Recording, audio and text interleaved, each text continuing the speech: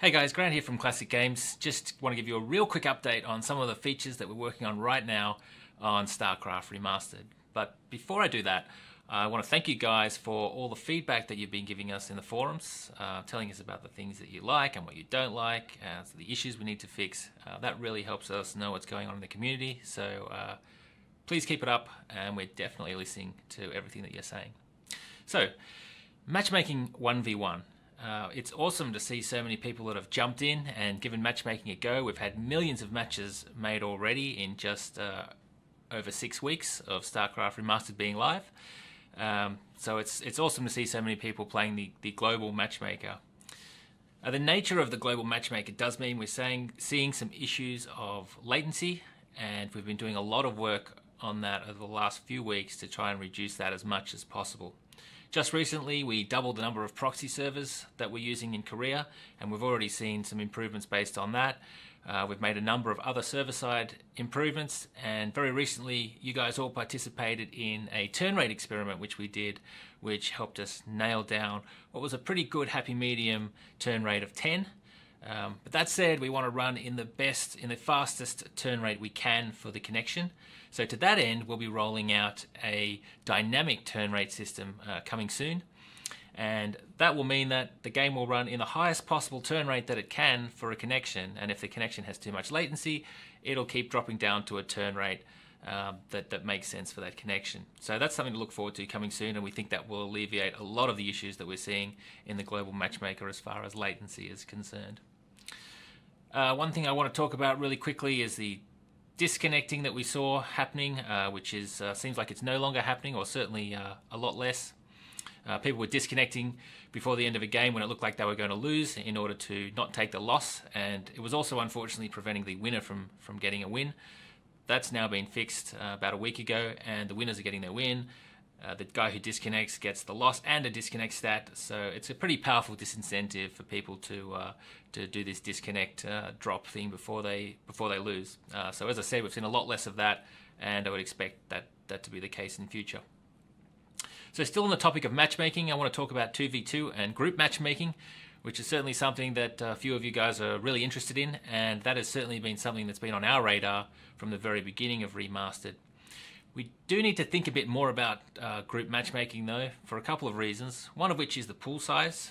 Do we have a large enough pool size to sustain a 2v2, 3v3, 4v4 matchmaking experience, or is that the smaller pool size going to devalue the experience a little bit? And probably more importantly are the latency issues that we're seeing in 1v1. They're only going to be exacerbated in 2v2, 3v3, and 4v4 due to the nature of the turn-locked client-host networking infrastructure that StarCraft has. So I think we need to come up with a bit of a better solution for that before we start tackling matchmaking 2v2. So for that reason, I would see 2v2, 3v3, 4v4 as more of a long-term feature rather than anything that we're going to get to in the short term. Dynamic lighting, or real-time lighting. One of the aspects of dynamic lighting is that it does take a lot of VRAM, and particularly in a high-res 2D game like StarCraft Remastered, that naturally requires a lot of VRAM, and dynamic lighting requires a whole bunch more VRAM. So one thing that we've been working really hard on is trying to bring that down as much as possible. And I don't want to make any promises here about what we can do, but that's something we're investigating, and if we can do something, then we'll hope to see that roll out in a patch very soon. Again, no promises, but we're trying to bring that down to 2 gig so that people who have 2 gig of VRAM will hopefully be able to experience the real-time lighting as well. CCMU, sprite limit, bullet limit. I posted about this in the forums recently and I got a bunch of feedback. This is certainly something we want to do. We just wanted to make sure that you guys were okay with it, that you didn't think it was going to break anything in terms of gameplay, because that's certainly we're committed to not breaking gameplay. So I put that out there to see if you guys thought there were any problems with that, and it seems like overwhelmingly the feedback has been, look, it's fine to raise or eliminate the limits as far as the bullets and the sprites and the CCMU goes.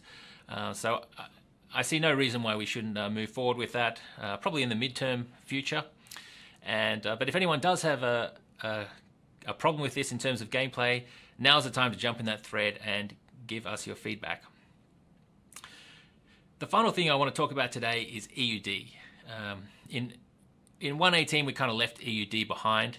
That's because we introduced some strong anti-cheat and tamper-proof measures to prevent people from cheating in games of StarCraft, and obviously this is the right thing to do.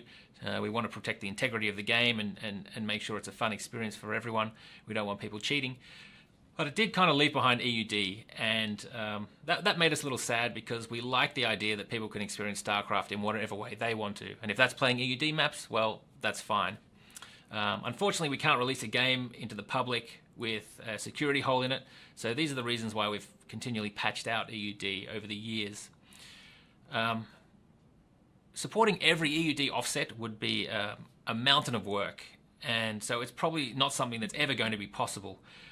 But what we have been doing, we've had a very talented engineer here at Blizzard working on enabling some of the EUD offsets again, and right now in Remastered we have a very popular tower defense map working 100% complete.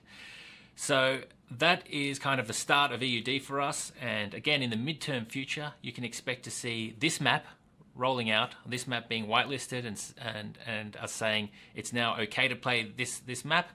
And we'd love to hear from you guys as to what maps you're playing and what maps are popular.